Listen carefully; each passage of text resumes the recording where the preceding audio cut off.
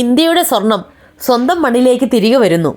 ഒന്ന് സങ്കല്പിച്ചു നോക്കൂ, ഒരു രാജ്യത്തിൻ്റെ കോടിക്കണക്കിന് രൂപ വിലമതിക്കുന്ന സമ്പത്ത് മറ്റൊരു രാജ്യത്തിൻ്റെ ലോക്കറിലിരിക്കുകയാണ്.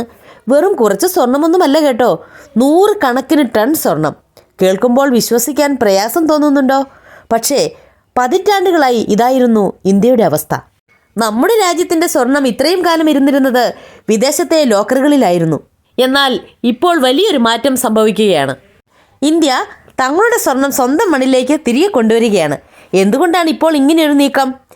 ഇതിന് പിന്നിലെ ആഗോള രാഷ്ട്രീയം എന്താണ്? ഇതറിയണമെങ്കിൽ നമ്മൾ 35 വർഷം പുറകോട്ട് പോകണം, ഇന്ത്യയെ അടിമുടി മാറ്റിയ ആ കറുത്ത നാളുകളിലേക്ക്. അടുത്ത കാലത്തായി ഇന്ത്യ നമ്മുടെ സ്വർണ്ണശേഖരത്തിൻ്റെ വലിയൊരു ഭാഗം വിദേശ രാജ്യങ്ങളിൽ നിന്ന്, പ്രത്യേകിച്ച് ബ്രിട്ടനിൽ നിന്ന് ഇന്ത്യയിലെ ബാങ്കുകളിലേക്ക് മാറ്റി തുടങ്ങിയിട്ടുണ്ട്. വർഷങ്ങളായി ഇന്ത്യയുടെ സ്വർണം ലണ്ടൻ പോലെയുള്ള വിദേശ സാമ്പത്തിക കേന്ദ്രങ്ങളിലായിരുന്നു സൂക്ഷിച്ചിരുന്നത്. അതിന് പ്രധാനമായും 3 കാരണങ്ങളായിരുന്നു ഉണ്ടായിരുന്നത്. ആഗോള വിപണിയിലേക്ക് പെട്ടെന്ന് ആക്സസ് ലഭിക്കും എന്നതായിരുന്നു ഒന്നാമത്തെ കാരണം. അതീവ സുരക്ഷയുള്ള വോൾട്ടുകളും അത്യാധുനികമായ സാമ്പത്തിക സംവിധാനങ്ങളുമായിരുന്നു മറ്റ് 2 കാരണങ്ങൾ. എന്നാൽ ഇന്ന് ഇന്ത്യയുടെ ആ ചിന്താഗതി മാറി. കാരണം സ്വർണം ഇന്ന് വെറും ഒരു ലോഹം മാത്രമല്ല, അതൊരു രാജ്യത്തിൻ്റെ അധികാരമാണ്. നമുക്ക് 1991 പോകാം.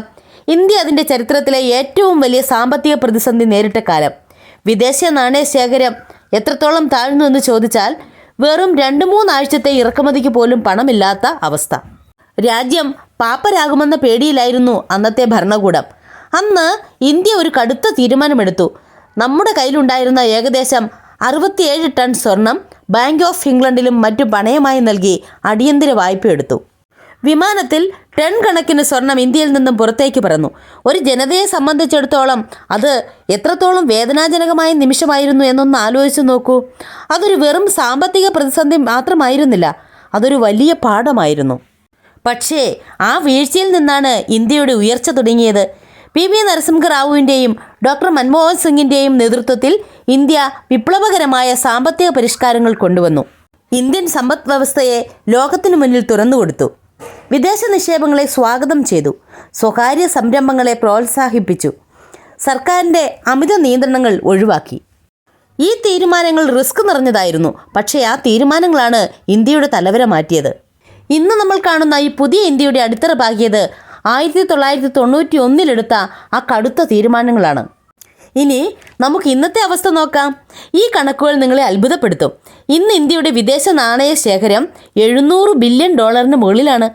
നമ്മുടെ പക്കൽ 880 ടണ്ണിലധികം സ്വർണ്ണശേഖരവുമുണ്ട്. ലോകത്തിലെ ഏറ്റവും വലിയ സാമ്പത്തിക ശക്തികളിലൊന്നായി ഇന്ത്യ മാറിക്കഴിഞ്ഞു. 1991 ഒന്ന് തിരിഞ്ഞു നോക്കൂ. അന്ന് വെറും $1 ബില്യൺ തികച്ചില്ലായിരുന്ന സ്ഥാനത്ത് ഇന്ന് $700 ബില്യൺ. ഇതൊരു വളർച്ച മാത്രമല്ല, ഇതൊരു പവർ ട്രാൻസ്ഫോർമേഷനാണ്. എന്തുകൊണ്ടാണ് ഇപ്പോൾ ഇന്ത്യ സ്വർണം തിരികെ കൊണ്ടുവരുന്നത്? അതിനു പിന്നിൽ പ്രധാനമായും 4 കാരണങ്ങളുണ്ട്. ഒന്ന്, ഭൂമിശാസ്ത്രപരമായ അനിശ്ചിതത്വം. ഇന്നത്തെ കാലത്ത് ഉപരോധങ്ങൾ ഏർപ്പെടുത്തിയും മറ്റും ഒരു രാജ്യത്തിൻ്റെ സ്വത്ത് മറ്റൊരു രാജ്യം മരവിപ്പിക്കാൻ സാധ്യതയുണ്ട്. നമ്മുടെ സ്വർണം വിദേശത്താണെങ്കിൽ നമുക്കത് എപ്പോഴും സുരക്ഷിതമാണെന്ന് പറയാനാകില്ല. 2, വിശ്വാസത്തിൻ്റെ മാറ്റം. പണ്ട് ലണ്ടനോ സ്വിറ്റ്സർലൻഡോ ഒക്കെ സുരക്ഷിതമായി കരുതിയിരുന്നു. എന്നാൽ ആഗോള സംഭവ വികാസങ്ങൾ രാജ്യങ്ങളെ മാറ്റി ചിന്തിപ്പിച്ചു. 3, പരമാധികാരം. സ്വർണം സ്വന്തം രാജ്യത്തുണ്ടാകുമ്പോൾ നമുക്കതിൽ പൂർണ്ണ അധികാരമുണ്ടാകും. ആരോടും അനുവാദം ചോദിക്കേണ്ട ആവശ്യമില്ല. സാമ്പത്തിക സുരക്ഷ. സാമ്പത്തിക പ്രതിസന്ധികളിൽ കറൻസികളുടെ മൂല്യം ഇടിയുമ്പോൾ സ്വർണത്തിനാണ് മൂല്യം കൂടുന്നത്.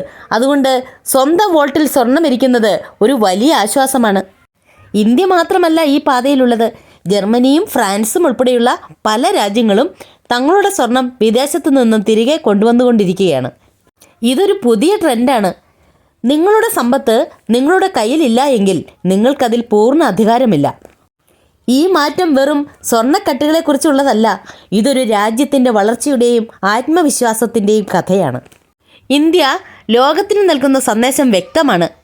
ഇന്ത്യ ഇനി ആരെയും ആശ്രയിക്കുന്നവനല്ല. ഇന്ത്യ സുസജ്ജമാണ്.